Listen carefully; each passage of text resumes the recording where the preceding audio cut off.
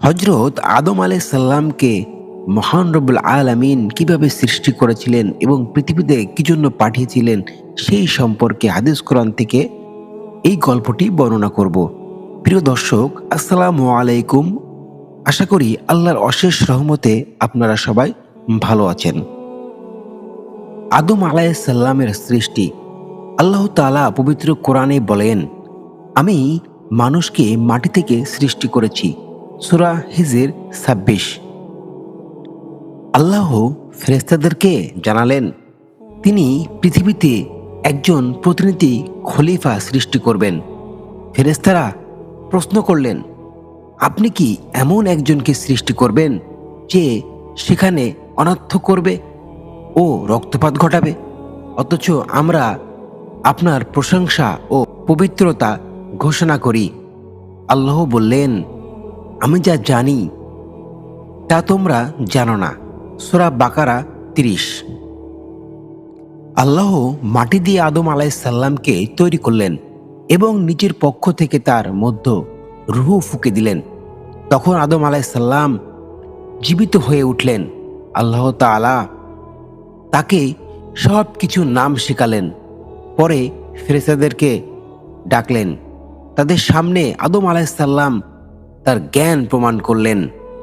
আল্লাহ আদম আলাইহিস সালামকে সম্মান জানিয়ে ফেরেশতাদের সেজদা করতে বললেন। সবাই সেজদা করল, কিন্তু ইবলিস সেজদা করল না, অস্বীকার করল। ইবলিস বলল, আমি তার চেয়ে উত্তম। আপনি আমাকে আগুন থেকে সৃষ্টি করেছেন আর তাকে মাটি থেকে।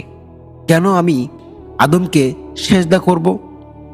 এ কারণে ইবলিসকে জান্নাত থেকে বের করে দেওয়া হলো এবং তাকে অভিশপ্ত ঘোষণা করা হলো।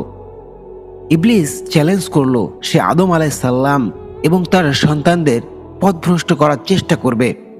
জান্নাতে আদম আলাইহিস সালাম ও হাওয়া আলাইহিস সালাম, আল্লাহ আদম আলাইহিস সালামকে জান্নাতে রাখলেন এবং তার সঙ্গী হিসাবে হাওয়া আলাইহিস সালামকে সৃষ্টি করলেন।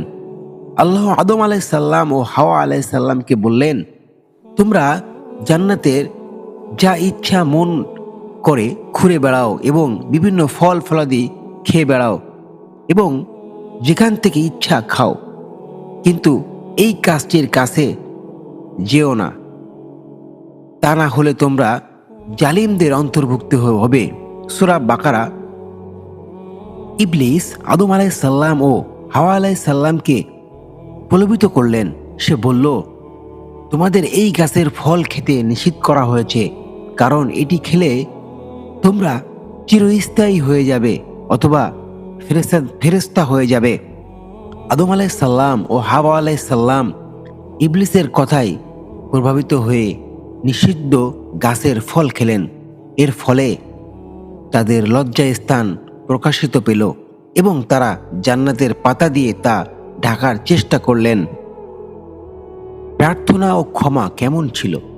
আল্লাহ তাদেরকে বললেন, আমি কি তোমাদের নিষেধ করিনি এই গাছের কাছে যেতে এবং বলিনি শয়তান তোমাদের প্রকাশ্য শত্রু?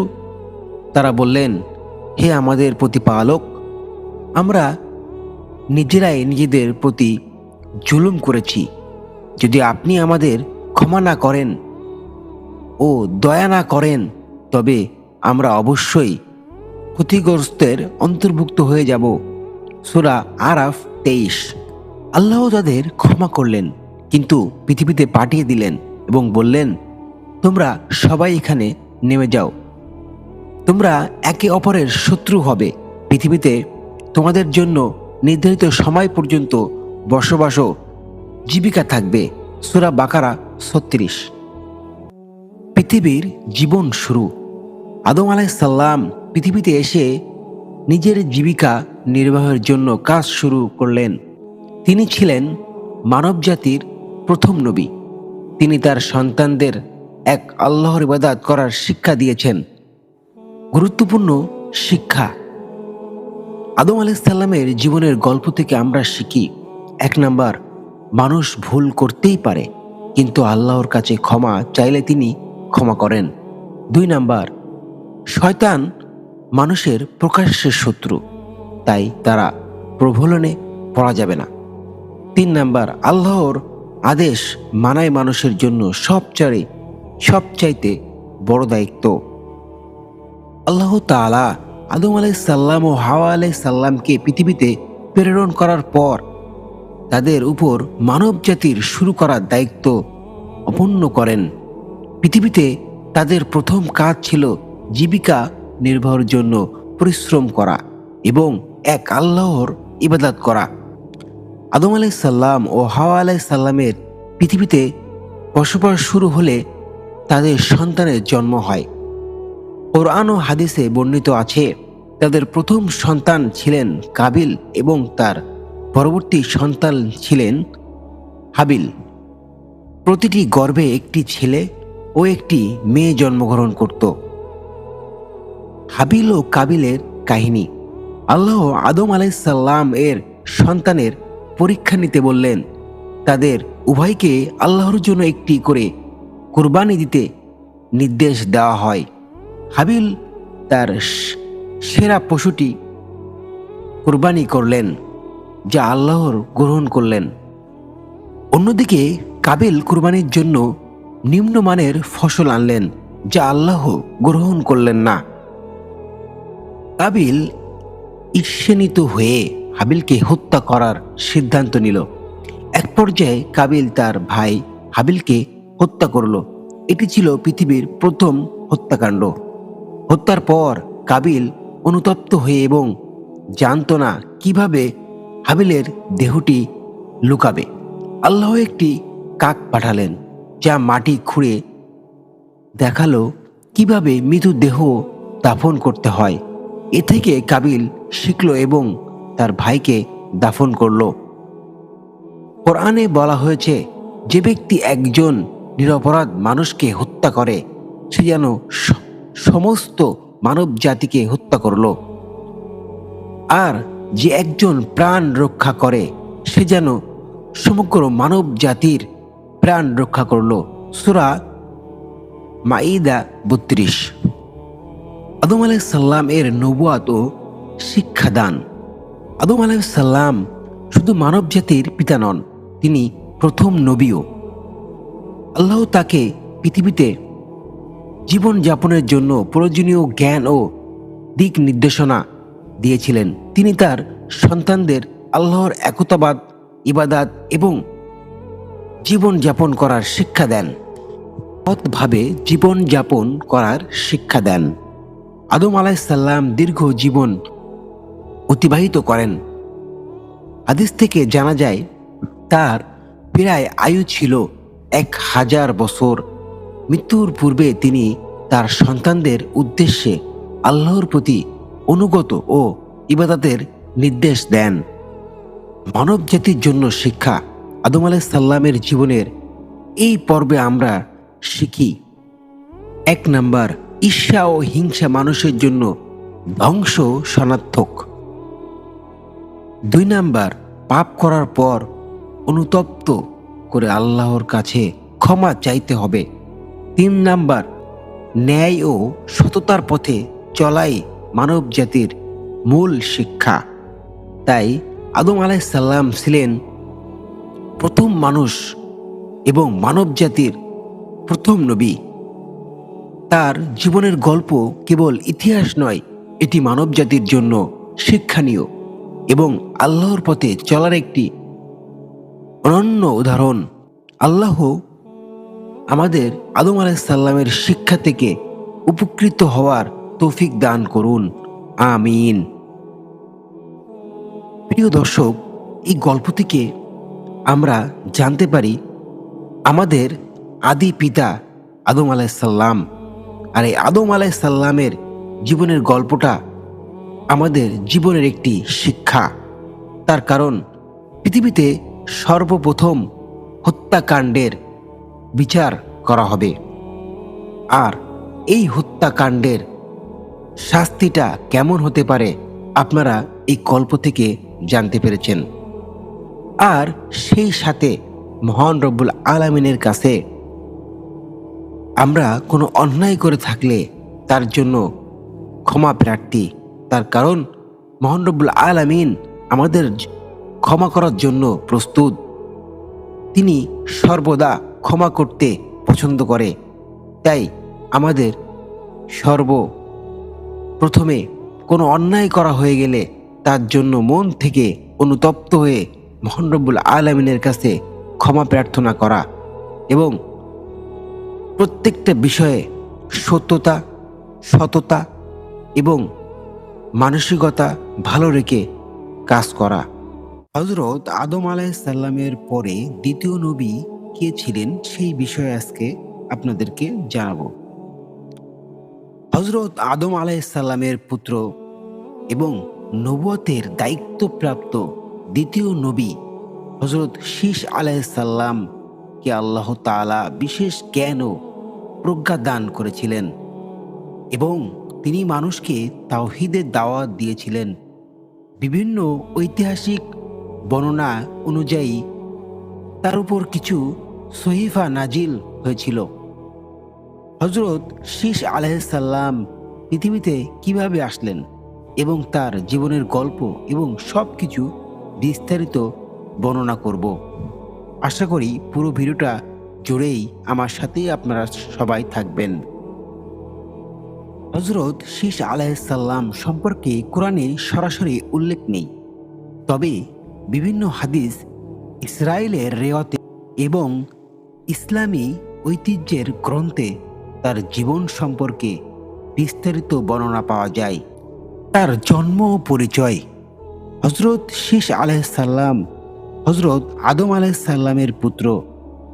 আরবি ভাষায় শীস শব্দের অর্থ হলো আল্লাহর দান বা উপহার। ইসলামী ঐতিহ্য অনুযায়ী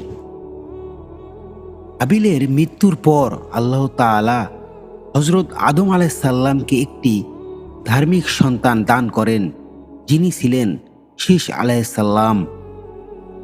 তিনি কেমন ছিলেন? আল্লাহ তার প্রতি প্রজ্ঞা ও পবিত্রতা দিয়েছিলেন। তিনি ছিলেন অত্যন্ত ধার্মিক, প্রজ্ঞাবান এবং পিতা আদম আলাইহিসসালামের মতোই আল্লাহর নির্দেশ মেনে চলতেন। নবুয়ত হিসাবে আদম আলাইহিসসালামের পর নবী। হযরত শীস আলাইহিসসালামকে আল্লাহর নবী হিসাবে মনোনীত করেন এবং তাওহীদের শিক্ষা প্রচারের দায়িত্ব দেন। সহিফা প্রাপ্তি। ইসলামী রিওয়ায়াত অনুযায়ী তার উপর 50টি সহিফা আল্লাহর গ্রন্থ নাজিল হয়েছিল। এতে মানবজাতির জন্য বিভিন্ন নৈতিক শিক্ষা ও নির্দেশনা অন্তর্ভুক্ত ছিল। তার জীবন ও দায়িত্ব কেমন ছিল? তাওহীদের দাওয়াত। তিনি তার সম্প্রদায়কে এক আল্লাহর ইবাদতের দাওয়াত দেন এবং শিরক ও পাপ থেকে বিরত থাকার আহ্বান জানান এবং সর্বদা আল্লাহর প্রতি বিশ্বাস রাখার জন্য তিনি আহ্বান জানাতেন। ওনার প্রথম শহর স্থাপন। বলা হয় হযরত শীস আলাইহিসসালামের নেতৃত্বে পৃথিবীতে প্রথম শহর প্রতিষ্ঠিত হয়। তিনি সমাজের ন্যায় বিচার প্রতিষ্ঠান এবং মানুষের মধ্যে ঐক্য বজায় রাখতে বিশেষ ভূমিকা পালন করতেন এবং পরস্পর সহযোগী সবাই একসাথে মিলেমিশে কাজ করার আহ্বান জানাতেন। কাবার তাওয়াফ। হযরত আদম আলাইহিসসালামের পরে তিনিও কাবার তাওয়াফ করতেন এবং আল্লাহর ঘর প্রতিষ্ঠিত এবং আল্লাহর ঘরে প্রতি বিশ্বাস সম্মান প্রদর্শন করতেন এবং সবাইকে সেই একই কথা বলতেন এবং আল্লাহর প্রতি বিশ্বাস ও অনুগত করার জন্য আহ্বান করতেন। ইবলিসের ষড়যন্ত্র ও সতর্কতা। দেখুন, আল্লাহর প্রতি বিশ্বাস এবং প্রত্যেকটা নবীর উপর ইবলিসের একটি প্রভাব ছিল এবং সেই সাথে প্রত্যেকটা মানুষ যখন ভালো কাজ করার চেষ্টা করে তখনই ইবলিস বা শয়তানের কুনজর তার উপরে পড়ে। তার থেকে পরিত্যক্ত হওয়ার প্রচেষ্টা সবাইকে করতে হবে। ইবলিস এবং তার অনুসারীরা হযরত শীস আলাইহিসসালামের সময়েও মানুষের মধ্যে বিভ্রান্ত ছড়ানোর চেষ্টা চালিয়েছিলেন। তবে তিনি সবসময় তার সম্প্রদায়কে শয়তানের ফাঁদ থেকে সতর্ক থাকার আহ্বান জানাতেন এবং সতর্ক থাকতে বলতেন, এবং সবসময় তাদেরকে বলতেন, শয়তান থেকে তোমরা সবসময় সতর্ক থাকবে, কারণ শয়তান যে কোনো মুহূর্তে তোমাদেরকে পথভ্রষ্ট করার চেষ্টা করবে। তাই সর্বদা শয়তানের হাত থেকে বাঁচার চেষ্টা করতে হবে। মৃত্যু ও উত্তরাধিকারী কে ছিলেন, চলুন আমরা একটু জেনে নিই। মৃত্যু বর্ণিত আছে হযরত শীস আলাইহিসসালাম দীর্ঘ আয়ু লাভ করেছিলেন এবং তার মৃত্যুর আগে তিনি নবুয়তের দায়িত্ব তার উত্তরসর সন্তান হযরত ইউনুস আলাইহিসসালামের হাতে অর্পণ করেন। অনেক ঐতিহাসিক মতে তার কবর হযরত আদম আলাইহিসসালামের কবরের পাশেই রয়েছে, তবে সুনির্দিষ্ট স্থান ব্যাপারে নিশ্চিত তথ্য পাওয়া যায় না। হাদিসের শিক্ষা। হযরত শীস আলাইহিসসালামের জীবন থেকে আমরা যে শিক্ষাগুলো পাই: 1 নাম্বার, আল্লাহর প্রতি পূর্ণ অনুগত্য রাখা। 2 নাম্বার, শিরিক এবং পাপ থেকে বিরত থাকা। 3 নাম্বার, পরিবার এবং সমাজের ন্যায় বিচার প্রতিষ্ঠা করা। 4 নাম্বার, মানুষের মধ্যে ঐক্য ও শান্তি বজায় রাখা। হযরত শীস আলাইহিসসালাম আল্লাহর প্রতি পূর্ণ অনুগত রাখতেন এবং সর্বদা আল্লাহর দিক নির্দেশনাগুলো মেনে চলতেন, এবং সেই সাথে তার উম্মতের প্রত্যেকটা মানুষকে উনি এই শিক্ষা দান করেন এবং সবসময় বলতেন যে ভালো পথে চললে অবশ্যই আল্লাহ তার একটি বিশেষ উপহার দিবেন। আর সে সাথে শিরিক এবং পাপ থেকে বিরত থাকার আহ্বান জানাতেন। শিরিক আর পাপ এই দুইটা জিনিস, তার কারণ আল্লাহ রাব্বুল আলামিন শিরিকের গুনাহ কখনো মাফ করেন না। এই জন্য অবশ্যই সর্বদা আমরা শিরিক থেকে বিরত থাকব, এবং শীস আলাইহিসসালাম সবসময় তার উম্মতকে শিরিক থেকে বিরত থাকার কথাই বলতেন, এবং পরিবার এবং সমাজ ন্যায় বিচার প্রতিষ্ঠান করা। সব সময় শীস আলাইহিসসালাম তার উম্মতদেরকে বলতেন, তোমরা পরিবারের সকলের সাথে ভালো ব্যবহার এবং তাদের যে হক আছে সেই হক আদায় করার সর্বদা চেষ্টা করবে, এবং সমাজের ন্যায় বিচার প্রতিষ্ঠান করতে হবে। সমাজে কোথায় কি হচ্ছে, কোন সমস্যা হচ্ছে, পাড়া প্রতিবেশী আত্মীয় স্বজন ভাই বোন সবাইকে সমস্যা হলে সেটাকে ন্যায় বিচার করতে হবে। এই ন্যায় বিচার প্রতিষ্ঠা তিনি করে গিয়েছিলেন। মানুষের মধ্যে ঐক্য ও শান্তি বজায় রাখার চেষ্টা সর্বদা উনি এই কাজটি বেশিরভাগভাবেই করার চেষ্টা করেছিলেন। মানুষের মধ্যে সর্বদা শান্তি, ঐক্য, মানে একসাথে সবাইকে কাজ করার আহ্বান করতেন এবং সবসময় শান্তির রাখার চেষ্টা করতেন। হযরত শীস আলাইহিসসালামের জীবন থেকে আমরা এই বিশেষ গুণগুলা পেয়ে যাই। উল্লেখযোগ্য হাদিস ও ঐতিহ্য। হযরত শীস আলাইহিসসালাম সম্পর্কে বিশেষ হাদিস সরাসরি কম পাওয়া যায়, তবে তার সম্পর্কে বেশিরভাগ তথ্য পাওয়া যায় ইসরায়েলের রেওয়াতের থেকে। এই বিষয়ে হাদিসে বলা হয়েছে, ইসরায়েলের রেওয়াতে বিষয়গুলো আমাদের মানতে কোনো সমস্যা নাই, যদি তা ইসলামের মূল আকীদার সঙ্গে বিরোধ না করে। সহিহ বুখারী। এই কারণে শীস আলাইহিসসালাম সম্পর্কে তথ্য গ্রহণ করার সময় আমাদের সতর্ক থাকা উচিত। আল্লাহ তাকে যে জ্ঞান ও প্রজ্ঞা দান করেছিলেন তা মানবজাতির জন্য এক বিরাট আশীর্বাদ হিসাবে বিবেচিত হয়।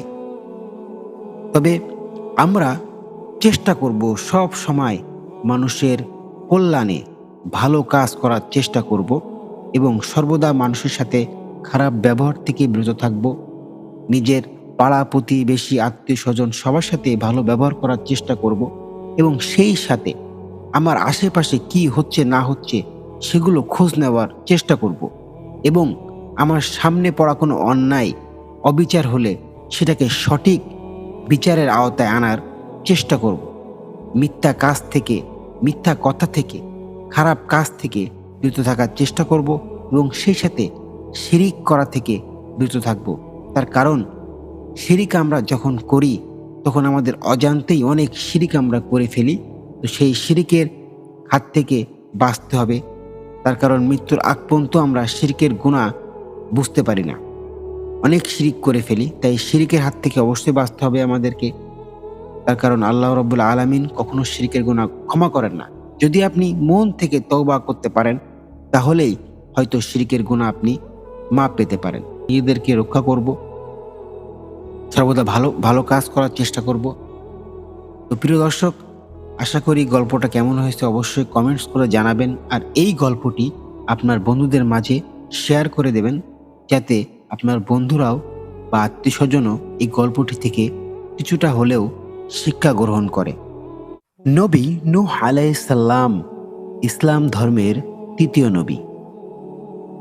নবী নূহ আলাইহিস সালাম ছিলেন ইসলামের প্রথম রসূল। তার নাম এবং কাহিনী কোরআনুল কারিমে বিভিন্ন স্থানে বিস্তারিতভাবে বর্ণিত হয়েছে। তিনি আদম আলাইহিস সালামের নবম প্রজন্মের একজন মহান নবী। নূহ আলাইহিস সালাম প্রায় 950 বছর মানুষের মধ্যে অবস্থান করে আল্লাহর পথে তাদেরকে আহ্বান জানিয়েছেন। এই দীর্ঘ সময় তিনি মানুষকে এক আল্লাহর ইবাদতের পথে ডাকলেও তার সম্প্রদায় অধিকাংশই তা গ্রহণ করেননি, প্রত্যাখ্যান করেছেন। এখন আমরা তার জীবন, সংগ্রাম এবং শিক্ষা নিয়ে বিস্তারিত জানব। চলুন আমরা নূহ আলাইহিস সালামের বিস্তারিত ঘটনাটা জেনে নিই। নবী নূহ আলাইহিস সালামের পরিচয়। নবী নূহ আলাইহিস সালাম ছিলেন আদম আলাইহিস সালামের বংশধর। তার পিতার নাম ছিল লামাক এবং পিতামহ ছিলেন মুতওয়া শালাক। তিনি এমন এক যুগে জন্মগ্রহণ করেন যখন মানুষ এক আল্লাহর ইবাদত ছেড়ে দিয়ে মূর্তি পূজায় লিপ্ত হয়েছিল। সমাজের মানুষ প্রধান 5টি মূর্তির পূজা করত: উদ, সুয়া, ইয়াগুস, ইয়াউক এবং নাসর। তারা আল্লাহকে ভুলে গিয়ে এই মূর্তিগুলোই তাদের প্রভু হিসাবে মানতে শুরু করেছিল। নবুয়াত এবং দাওয়াতের সূচনা। নূহ আলাইহিস সালামকে আল্লাহ তাআলা নবুয়াতের দায়িত্ব দিয়ে তার সম্প্রদায়ের মাঝে পাঠালেন। আল্লাহ তাকে নির্দেশ দেন, তুমি আমার বান্দাদের কাছে বার্তা পৌঁছাও এবং তাদের বলো তারা যেন একমাত্র আল্লাহর ইবাদত করে, কারণ তিনিই তাদের সৃষ্টিকর্তা এবং একমাত্র উপাস্য। সূরা হুদ 25-26। নূহ আলাইহিস সালামের দাওয়াত ছিল খুবই সরল: এক আল্লাহর ইবাদত করো, মূর্তি পূজা ছেড়ে দাও আর আল্লাহর বিধান মেনে চলো। তিনি বারবার এ কথাই বলতেন তার উম্মতদেরকে।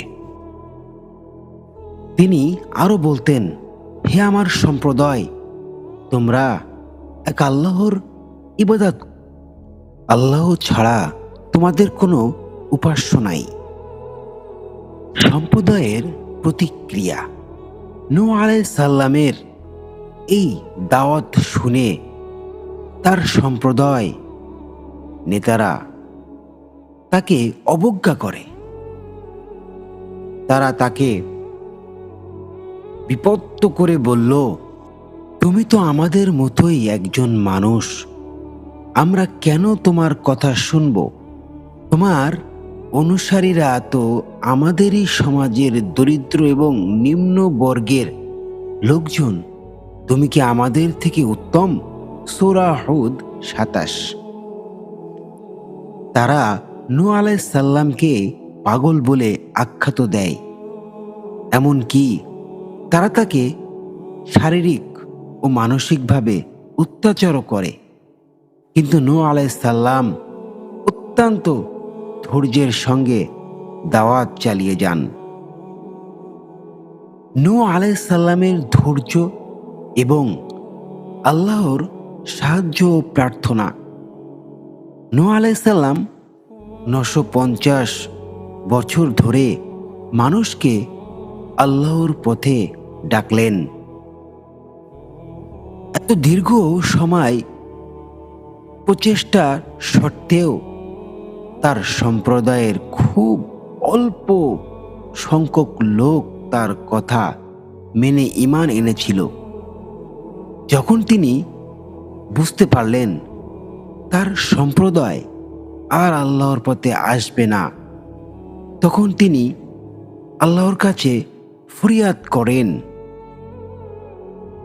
হে আমার পালনকর্তা, তারা আমার দাওয়াত প্রত্যাখ্যান করেছে। এখন তুমি তাদের জন্য এমন একটি শাস্তি নির্ধারণ করো যাতে তারা আর পৃথিবীতে পাপ করতে না পারে। সূরা নূহ ২৬। নৌকা নির্মাণ এবং মহাপ্লাবন। আল্লাহ তাআলা নূহ আলাইহিস সালামকে নির্দেশ দেন, একটি নৌকা তৈরি করো।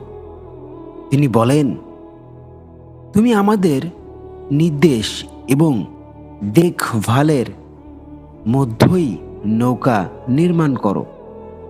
যারা অত্যাচার করেছে তাদের ধ্বংসের সময় ঘনিয়ে এসেছে। সূরা হুদ ৩৭। নূহ আলাইহিস সালাম কাঠ সংগ্রহ করেন, একটি বিশাল নৌকা তৈরি করেন। যখন নৌকা তৈরির কাজ চলছিল, তখন তার সম্প্রদায় তাকে উপহাস করে বলতো, তুমি পাগল হয়ে গেছো,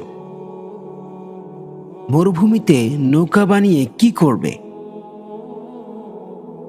আল্লাহর হুকুমে একদিন মহাপ্লাবন শুরু হয়।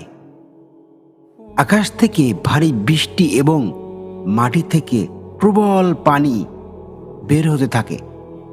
আল্লাহ নূহ আলাইহিস সালামকে তার ঈমানদারদের, অনুসারীদের এবং কিছু পশু পাখি নৌকায় তুলে নিতে নির্দেশ দেন।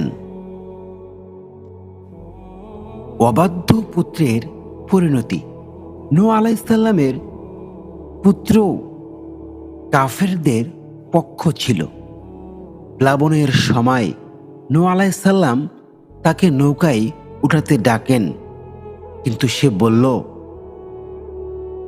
আমি এক উঁচু পাহাড়ে আশ্রয় নেব, সেটি আমাকে বাঁচিয়ে দেবে। সূরা হুদ ৪৩। তখন এক বিশাল ঢেউ এসে তাকে প্লাবিত করে। মহাপ্লাবনের সমাপ্তি এবং নতুন সূচনা। মহাপ্লাবনের পর পৃথিবীর সমস্ত কাফেররা ধ্বংস হয়ে যায়। নূহ আলাইহিস সালাম এবং তার সঙ্গে থাকা ঈমানদাররা নিরাপদে নৌকা থেকে নেমে আসেন। আল্লাহ তাআলা তাদের একটি নতুন জীবনের সূচনা করতে বলেন। নূহ আলাইহিস সালামের শিক্ষা। নূহ আলাইহিস সালামের জীবন থেকে আমরা যে শিক্ষা পাই, ১ নাম্বার, ধৈর্য বিপদ ও দুঃসময়ের ধৈর্য ধরতে হবে। ২ নাম্বার, একতাবাদ, শুধু এক আল্লাহর ইবাদাত করতে হবে এবং মূর্তি পূজা এড়িয়ে চলতে হবে। 3 নাম্বার, আল্লাহর প্রতি নির্ভরশীলতা, যে কোনো পরিস্থিতিতে আল্লাহর উপর ভরসা করতে হবে। 4 নাম্বার, নবীদের দাওয়াত গ্রহণ, নবীদের বার্তা শোনা এবং তা মানা মানুষের দায়িত্ব। নবী নূহ আলাইহিস সালামের মৃত্যুবরণ, মহাপ্লাবনে বহু বছর পর নবী নূহ আলাইহিস সালাম মৃত্যুবরণ করেন। ইসলামী ঐতিহ্যের মতে তার কবর ইরাক বা সিরিয়ায় কোনো স্থানে অবস্থিত। শেষ কথা, নবী নূহ আলাইহিস সালাম এর জীবন এক মহান শিক্ষার অধ্যায়। তিনি আল্লাহর পথে মানুষকে ডাকতে যে ধৈর্য এবং আত্মত্যাগ করেছেন তা আমাদের জন্য এক অনুকরণীয় আদেশ।